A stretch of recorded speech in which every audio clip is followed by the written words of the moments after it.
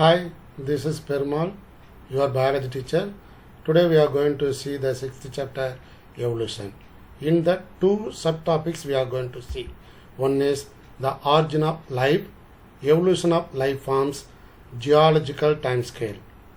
Students, at the end of the session you will be able to define the meaning for evolution, list out kinds of evolution, understand the origin of earth, discuss the geological timescale, define the term fossil, apply the knowledge of dating of fossils. Students, I hope you know very well the extinction of dinosaurs and the forces that initiate evolution. I hope you know very well. Dinosaurs nearly 65 million cc years ago, and the forces that initiate evolutions are variation, and also we can consider the mutation. You know very well, mutation is the tool for evolution. I hope you know the meaning for evolution. It describes heritable changes in one or more characteristics of a population or species from one generation to other. Here, when you see the human being, you know very well it is the outcome of three kinds of evolution in due course of time. That is a chemical evolution, organic, and at the end social or cultural evolutions. So by gradual evolution they became the human being now. Now we study the origin of earth. You know very well in the beginning the earth is very hot and you can't live in that. The age of the solar system and earth is around 4.5 to 4.6 billion years ago. Outer surface of the earth then cooled, and after that the solidification took place and formed a crust like structure. The water vapor released from the planet interior then cooled down and condensed to form ocean. These are all the indirect evidences, and from that the scientists framed so many theories for evolution. Now we study the origin of life, evolution of life forms. When you see this one, there are so many theories. Theories of special creation, theories of spontaneous generation or abiogenesis, Big Bang theory, coacervate or dilute soup, theory of biogenesis, and theory of chemical evolution. So we study one by one in detail. The first one, theory of special creation. You know very well, this is what is called, we can say, the supernatural power, that is a God created the earth. According to Hinduism, Lord Brahma created the earth. Christianity, Islam, and most religions believe that God created the universe, the plant, and the animal. And this is the story of the life originated in the earth as per theory of special creations. Here we don't have any experimental proof. There is no evidences. It is only belief. Spontaneous generation, or we can say abiogenesis. You know the meaning for abiogenesis. The living organisms originated from non-living materials. That is called abiogenesis. Over millions of years it took place. Thomas Huxley coined the term abiogenesis, and some pictures are given for easy references. Here it explains the abiogenesis. And third one is Big Bang theory. Here the origin of universe as a singular huge explosion in the physical terms. In the primitive earth, it consists of ammonia, methane, hydrogen and water vapor. But there is no atmosphere. There is no well-defined atmosphere. The climate of the earth was extremely high in the beginning, and the UV rays from the sun split up water molecules into hydrogen and oxygen. That is naturally it happens. And here the temperature cooled later. When temperature cooled, what will happen? You know very well. The water vapor condensed to form rain.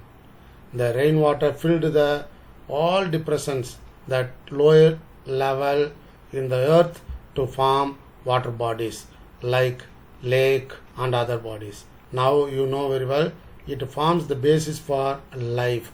Ammonia, methane combined with the oxygen to form the carbon dioxide and other gases. From that, the origin of life took place. Co-observates. Sometimes students, you may expect this one as a 2-mark question. What are co-observates? The large colloidal particles that precipitate out in aqueous medium. That is very, very important. In the aqueous medium, the colloidal particles precipitate, and these are all called a first pre-cell, which gradually transformed into living cells. The picture will very clearly say it is organic molecule because it contains the protein, polysaccharide, and at a particular pH they are converted into co-observates. And fourth one is theory of biogenesis. Here bio means living, genesis means production. The life arose from life. The life arose from life. The life arose from the pre-existing life. That is a word given in your book. Okay, so the life is originated only from the pre-existing life. It refers to biochemical process of production of living organism. This biogenesis was coined by Henry Bastian. Theory of chemical evolution. Here we have two views. The first one is O'Brien view. He believed in biochemical origin of life.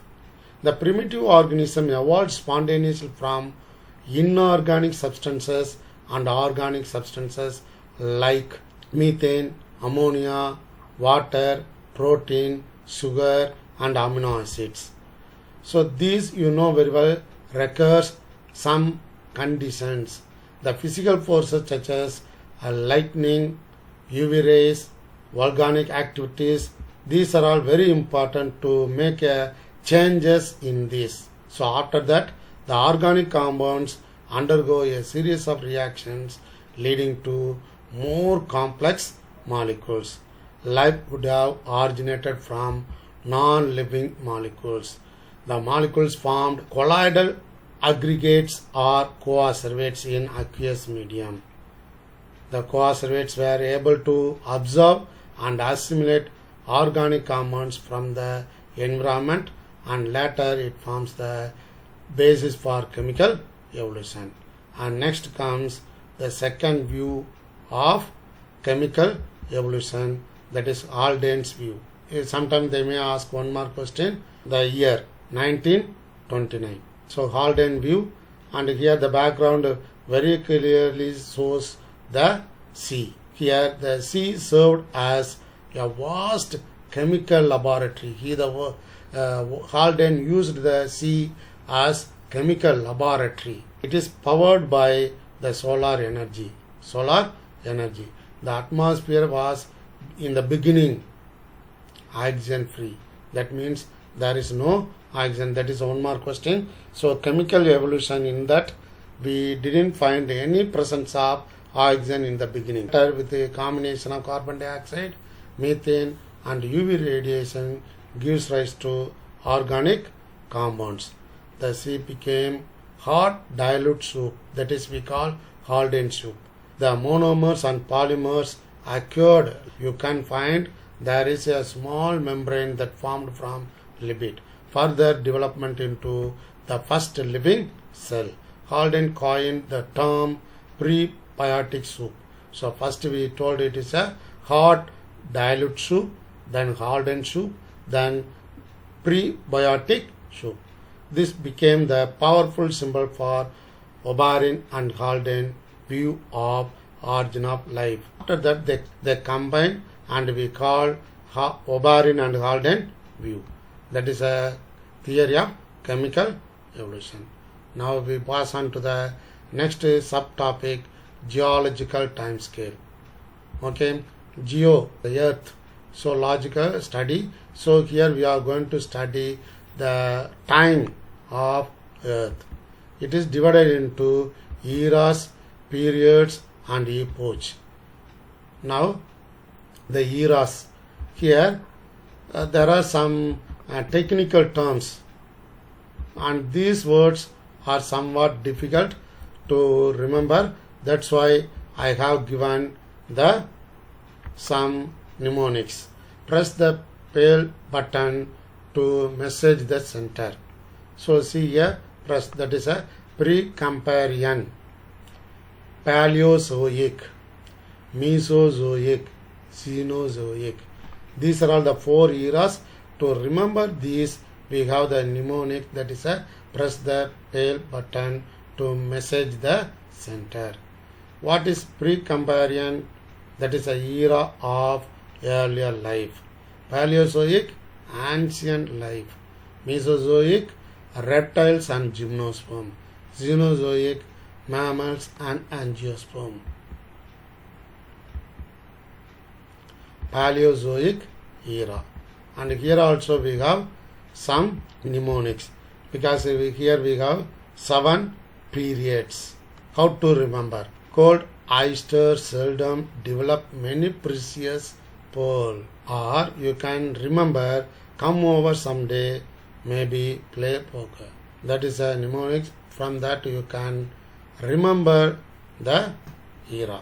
There are 7 periods: Cambrian, Ordovician, Silurian, Devonian, Mississippian, Pennsylvanian and Permian. Now Paleozoic era, that is the age of marine life. So here when you remember that title, easily you can write the entire paragraph. It is age of marine life. So you can find the abundance of fossils of marine invertebrates. You know very well, it is a lower, invertebrates are lower organisms. And later only you can find development of or origin of the vertebrates. That is a marine and terrestrial vertebrate, except birds and mammals. Okay, now we study the 7 periods. Cambrian, that is a age of invertebrate. Ordovician, freshwater fishes, ostracoderms, various types of mollusk. Silurian, origin of fish. Sometimes they may ask the Silurian, that is a origin of fish. Devonian, that is a here also you can find the fishes, and especially the lung fishes, lobe finned fishes and ray finned fishes. In the Silurian period you can find the origin, but in Devonian that become abundant. That's why we call it is a age of fish. And Mississippian, water to terrestrial, that is a transition. That is the earliest amphibians they formed, and echinoderms also formed. Pennsylvanian, that is the earliest reptiles are formed. And Permian period, here mammal-like reptiles formed. Now we pass on to the next one, the Mesozoic era. So Mesozoic, it is the picture very clearly gives golden age of reptiles. Golden age of reptiles. Mesozoic era. You can find a dominance of reptiles here. You know very well the dinosaurs comes under reptile. 3 periods, they are Triassic. So in the Triassic period you can find the origin of egg-laying mammals. The origin of egg-laying mammals. Here I have given the pictures. The duck-billed platypus and 4 species of echidna, that is also known as the spiny anteater. And second one is Jurassic. That is the dinosaurs were dominant on the earth. And fossil bird, you know very well, the Archaeopteryx. Sometimes students, this may be asked for one more question. The Archaeopteryx. The Archaeopteryx is a fossil bird. And the third one is Cretaceous. That is the extinction of toothed birds and dinosaurs and the emergence of modern birds. And in this period of Mesozoic era, you can find all the toothed birds extincted and also the dinosaurs extincted. And there is a formation of the modern birds. Now Cenozoic era. That is the age of mammals. How do you remember? Put eggs on my plate, please, honey. Put eggs on my plate, please, honey. So what are the periods here? Paleocene, Eocene, Oligocene, Miocene, Pliocene, Pleistocene, Holocene. Now the Cenozoic era, that is age of mammals. Here we have Tertiary period and Quaternary period. So what are these? In the age of mammals, you can see the abundance of mammalian fauna in Tertiary period. But in the later stage, there is a decline of mammals and beginning of human social life. And here the Tertiary period, here you can see Paleocene, Eocene, Oligocene, Miocene and Pliocene. Now what are these? Paleocene. Placental mammals, characterized by placental mammals. Eocene, monotremes, that is except duck-billed platypus and echidna. Hoofed mammals and carnivores are the characteristic animals of Eocene. Oligocene, here you can find the higher placental mammals appeared. Miocene, origin of first man-like apes, and Pliocene, origin of man from man-like apes. In the Quaternary period, you can find Pleistocene, then Holocene. Pleistocene, age of human being. How we called the Mesozoic era as age of dinosaurs. Here we can say age of human being. Holocene, it is a age of mammals. These are all sometimes they may ask for 1 mark question. This is the table of column given in your book, but we have covered one by one in the previous slides. This is another slide I have taken from net for easy understanding. How they become popular and extinct. Both are given, and what are popular also given in this slide.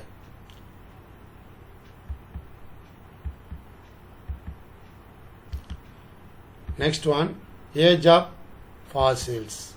Now before that you must know what do you mean by fossils. So fossils are the preserved remains or traces of remains of ancient organisms. Now we pass on to how do you find out the age of the fossil. Now you know the meaning for fossil. It is a remains, the preserved remains. It is natural process also. The preservation is not artificial. It is a natural process. Now how do you find out the age of the fossil? Now we have two methods. One is relative and another one is absolute dating. In the relative dating, you determine a fossil date by comparing it to similar rocks and fossils of known age. So you have some known age fossils record. From that you will compare and determine the age. But in the case of absolute dating, you will determine the age of the fossil by using radiometric dating to measure the decay of the isotopes. And here you will say in the relative dating, you will say only whether it is the oldest or youngest. But in the case of absolute dating, you will say the exact years, how many millions years ago the fossils. How this is a comparison between relative dating and absolute dating. Sometimes they may ask for 2 more questions. Relative dating determines the order of formation of remains using stratigraphic methods. So here in the previous slide you can see here, this is rocks, it is called strata. So from that you can say relative dating. But in the case of absolute dating, it determines the age of remains using radiometric method. So it is a quantitative method, but a relative dating is a qualitative method. What is the common feature for these two? Both are providing the order of formation of remains, that is a fossil record. Both are providing the age of the fossils. That's all, children. Today assignment, you are asked to learn, define the meaning for evolution, list out the kinds of evolution, explain the origin of Earth, discuss the geological time scale, define the term fossil, and how do you find out the dating of the fossil. Thank you, children. This is our channel, BioSpark.